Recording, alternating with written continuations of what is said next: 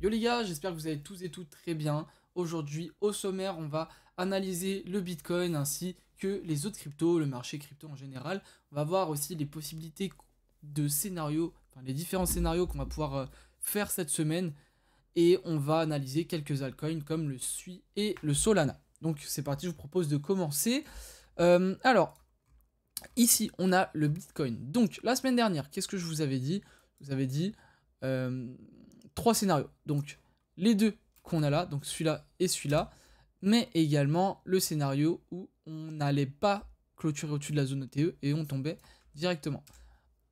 Ici, on a du coup invalidé ce scénario-là et on serait plus sur celui-là où on irait un petit peu plus haut avant de retomber et de faire une bougie un peu d'avalement entre guillemets.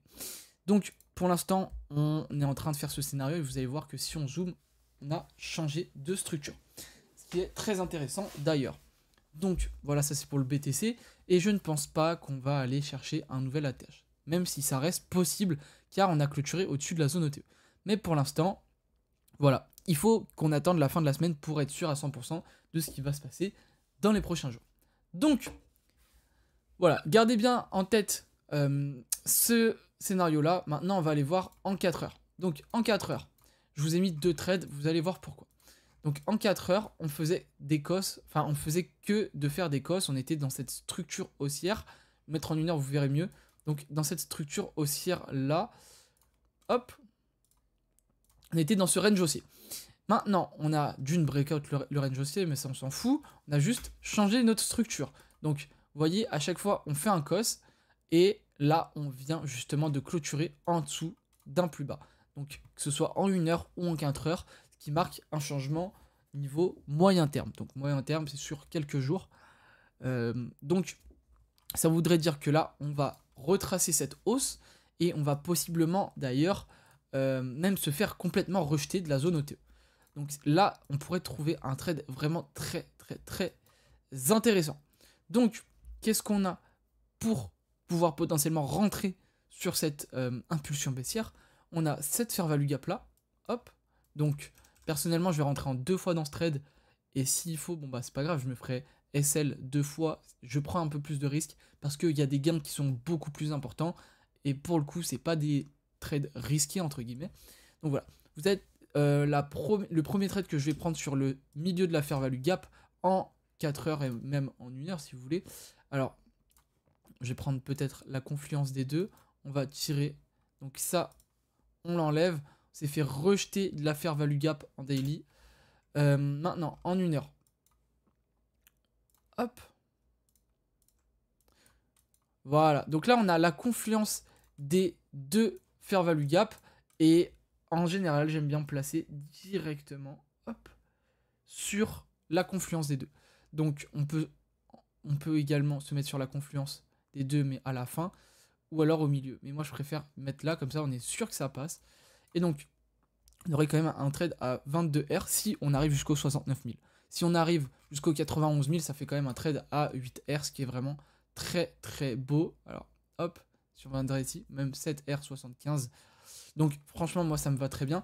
Et donc, ça, c'est si on se positionne sur la fair value gap. Mais si on prend, du coup, la zone ETE de ce mouvement baissier, hop, ça nous donnerait donc ce point-là. Et ça nous donnerait également ces derniers points de liquidité. Donc, vous voyez, il y a beaucoup de mèches de liquidité, dont, bah, du coup, des equal high. Et en vrai, là, je pense qu'il y a une position qui est excellente à prendre. Donc, soit vous êtes patient, vous vous dites, bon, bah, on va pas directement partir à la baisse après la fair value gap. Soit vous vous dites, bon, bah, les gars, moi, j'attends la zone ETE.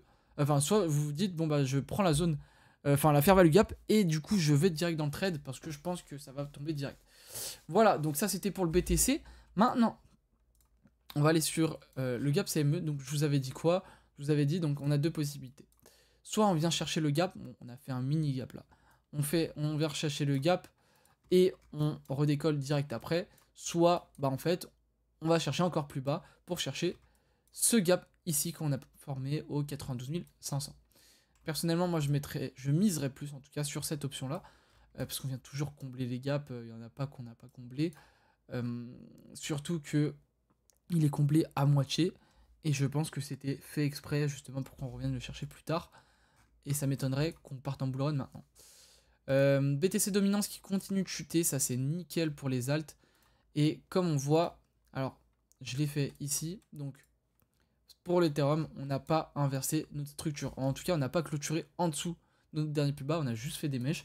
Donc pour l'instant, c'est pas un signal non plus extrêmement baissier pour l'Ethereum. Et en vue de la BTC dominance qui commence à chuter et l'Ethereum qui pump, qui surperforme BTC, je pense qu'on peut avoir une belle inversion et une mini alt season qui se lance alors même que BTC chute. Et ça pourrait être vraiment épique. Voilà pour BTC, enfin pour Ethereum, il n'y a pas grand chose d'autre en plus à dire. Qu'est-ce qu'il pourrait y avoir de plus à dire? Bon, mis à part qu'on a inversé, qu'on a changé de structure, pas grand chose.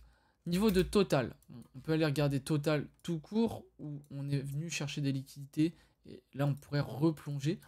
Mais on peut également regarder, d'ailleurs, on peut tout simplement tirer notre Fibo et regarder, et on voit effectivement qu'on est bien dans la zone OTE. Donc là, ça pourrait être un niveau assez intéressant.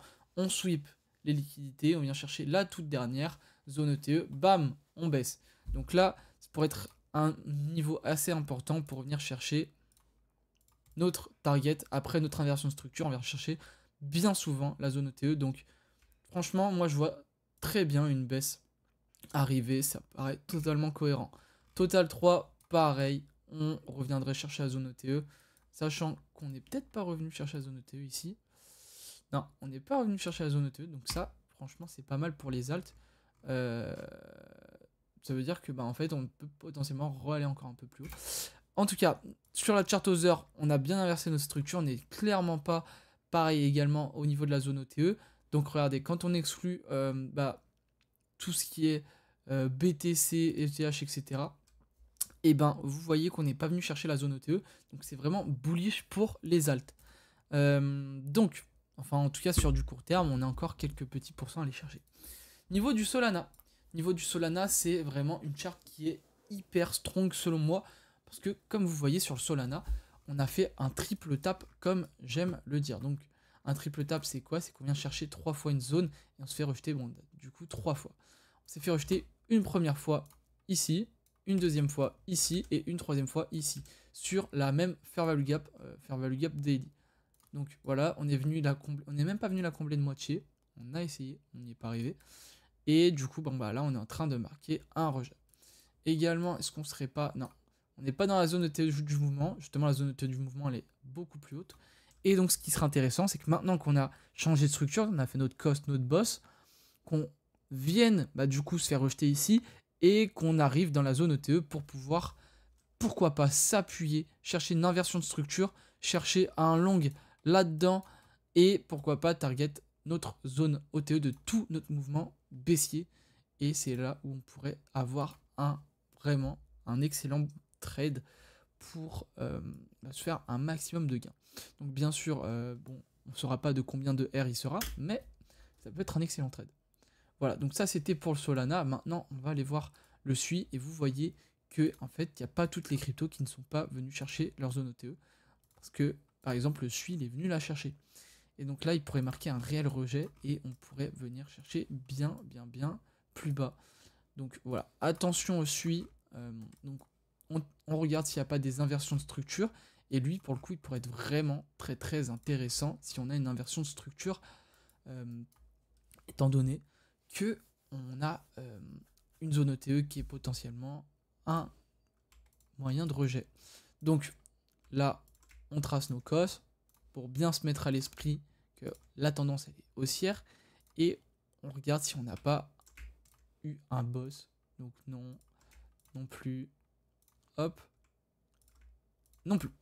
Donc pour l'instant, tant que c'est pas clôturé en tout ça, c'est nickel, c'est pas baissier. Et dès que ça clôturera en dessous, je serai notifié, je vous mettrai tout dans le groupe qui est dans la description, totalement gratuit. On cherche que des personnes qui sont motivées et qui ont envie d'apprendre en trading. Voilà, donc maintenant on passe au coin que je voulais vous montrer, que j'ai call toute la semaine dernière, qui est Ashai. Ashai c'est quoi? C'est un projet d'optimisation de minage de crypto-monnaie.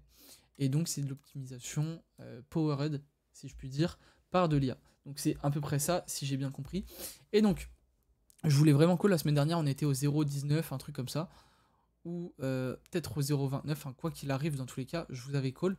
Et je vous ai dit, les gars, franchement, ici, c'est un moyen incroyable. Enfin, c'est un excellent point d'entrée, etc. On fait un énorme range. Ça va exploser quoi qu'il arrive tôt ou tard. Je vois, ils sont actifs sur Twitter, etc. etc. Je crois qu'il n'y a personne qui m'a écouté, même dans le groupe crypto. C'est bien dommage, vous avez raté 428%. Et c'est vraiment la crypto qui a surperformé toutes les autres. Si vous regardez le WIF, il a fait 300%. Si vous regardez même les mêmes coins, enfin la narrative qui perce le plus, entre guillemets, elle n'a pas beaucoup plus performé que ça. Même XRP, bon bah XRP c'est pas un exemple, de toute façon ça pue la merde, je répète, c'est pourri. On a quoi comme crypto qui a bien performé? Imaginons le DEI. Le DEI c'est de l'IA, 280%. Donc c'est très bien, mais enfin voilà, c'est pour vous dire, Achai a surperformé et je vous ai donné le seul coin qui a surperformé et j'en ai pas donné beaucoup en plus. Donc voilà, tout ça pour vous dire ça. En tout cas les gars, j'espère que vous aurez apprécié la vidéo. Je suis désolé si je bafouille un petit peu, si elle n'est pas très ordonnée, je suis vraiment fatigué. J'ai dormi que 5 heures cette nuit. J'ai charbonné toute la nuit parce que j'ai bientôt mes examens. Donc en ce moment, je suis un peu moins présent, que ce soit sur les shorts TikTok, YouTube ou même Insta. Mais ça va bientôt revenir dès qu'il n'y aura plus les examens, je vous le promets.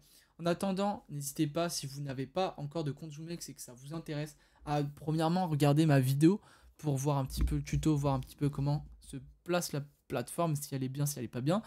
Et n'hésitez pas aussi à rejoindre via mon lien d'affiliation où vous avez 15% de réduction sur tous vos frais de trading. Et également, si vous voulez avoir un groupe qui vous aide, qui vous entraide, même où vous pouvez poser toutes vos questions, on vous y répondra et c'est dans la description. Et franchement, là-bas, on a une bonne team. Déjà, on n'est que 20 sur le groupe Telegram et sachez qu'on est quand même pas mal actif. On doit être 4-5 à parler dans le groupe, donc franchement, les gars, rejoignez. En tout cas, moi, je vais vous laisser là-dessus. C'était Albin Crypto.